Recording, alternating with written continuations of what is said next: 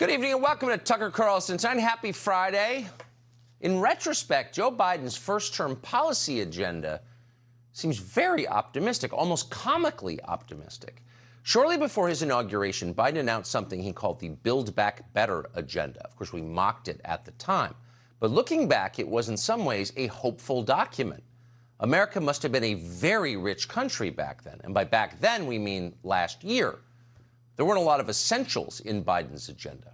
The first three things that any normal nation needs and thinks about obsessively are food, water, and energy. That's the standard. In China, for example, every government policy, foreign and domestic, is designed above all to secure adequate reserves of food, water, and energy. And that makes sense. The Build Back Better agenda was the opposite of that. It did not suggest any concern at all about whether Americans might have enough to eat or could afford enough heating fuel to keep from freezing to death over the winter.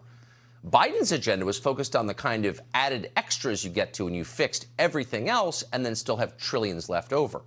Build Back Better promised us something called environmental equity, whatever that is. It demanded amnesty for millions of illegal aliens because, at the time, the American economy seemed robust enough to share with the entire world. Universal health care for Honduras.